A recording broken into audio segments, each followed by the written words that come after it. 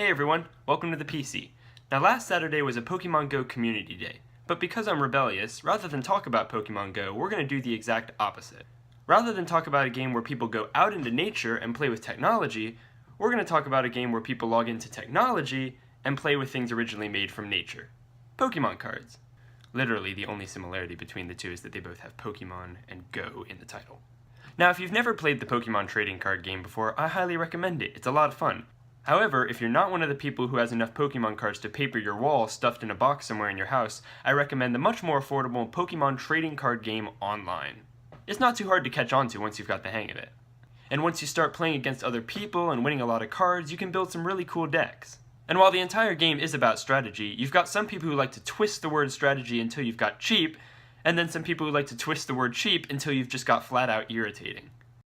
Now, I'm not saying if you use one of the following strategies you're cheating or not playing the game right, but for the enthusiast who likes to play a nice challenging push and pull battle that pays attention to weaknesses and resistances and the like, these can get pretty annoying. And I'm also not saying I'm just mad that I can't employ these strategies. I have the right cards to make them work, but I don't ever use them for the reasons you'll see. And with that, here's my list for the top 5 most broken strategies in the Pokemon trading card game online.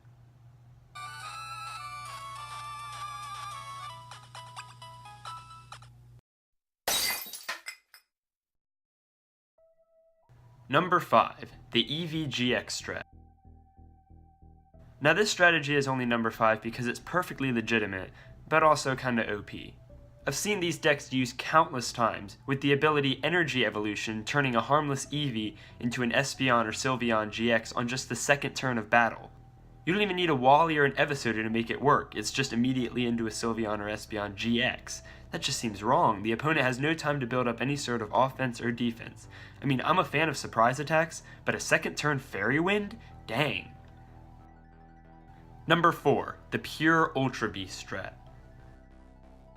Now this one isn't too bad, and again it's perfectly legitimate, but with Celesteela GX, Duskmane Necrozma GX, and Kartana GX all being the same type, you don't even need to worry about energy diversity. I've heard of countless people who come back to the trading card game online after taking a break for a while and they're fed up with all the OP EXs. This is the same thing, but I didn't even take a break. I just think it takes some of the fun out of the game to throw out 6 Ultra Beasts and completely disregard the strategy. It's kinda like tanking everything with your starter in the video games. Yeah, it can be done, but where's the fun in that? Number 3, Damage Change Fighting Fury Belt Mewtwo. Now this strategy is technically legitimate, but it takes cheap to a whole new level, and that's why it's number 3 on this list. The Fighting Fury Belt is an item that gives any basic Pokemon it's attached to plus 40 HP and makes all of their moves do 10 more damage. The problem is, Mewtwo EX is a Pokemon with 170 HP and it's basic so it can have the Fighting Fury Belt. Now normally this would just make for a Mewtwo that has a lot of health, but because Mewtwo has the move Damage Change, it can continuously heal itself while also doing a ton of damage back to you. The only ways around this strategy are 1, to keep both of you at around the same health for the entirety of the battle, but since it also has Shatter Shot that does 30 damage times the number of Psychic Energy, remember it has at least 3, plus the 10 extra damage from the Fighting Fury Belt means it can continuously rattle off 100 damage turn after turn. Another way around this strat is to just take it down in one hit so it can't damage change you. But can you do 210 damage in a single hit? That's pretty difficult.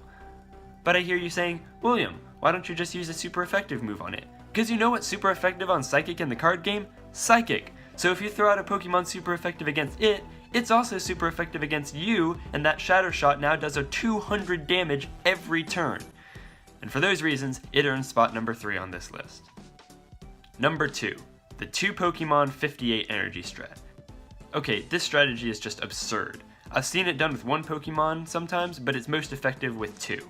And with a few supporters like Bench Shield, Switch, and Pokemon Center Lady, it is just flat out mean. The only good news is you know what you're getting into right away because your opponent usually has to take 10 to 20 mulligans before they can play a card from their hand. Then they throw out a super tanky Pokemon EX with at least 200 health, and while you're trying to deal with that, they've got something on the bench growing with a move like, this attack does 30 or 40 damage times the number of energy attached to this Pokemon. Sometimes they can get 8 to 15 energies of that type attached to that Pokemon before you can take out the tank, and after that, with some healing cards, it's curtains for you.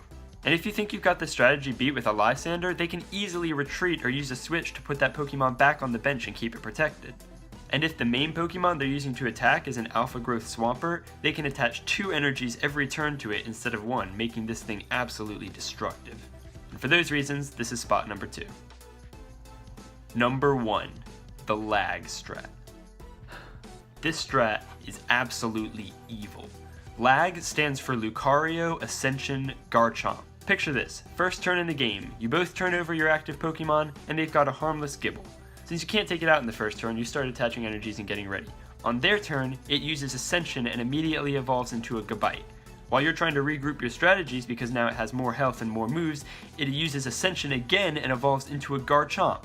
Third turn of the game and they've got a Garchomp ready to attack. All the while, a Riolu has evolved into a Lucario on their bench with nothing you can do about it, and it has the ability Precognitive Aura, allowing your opponent the ability to search their deck for any card every single turn. You know there will be some Professor Kukuis and Lysanders headed your way. Also, that Garchomp has the move Royal Blades, which does 100 damage normally, but 200 if they've used a Cynthia that turn.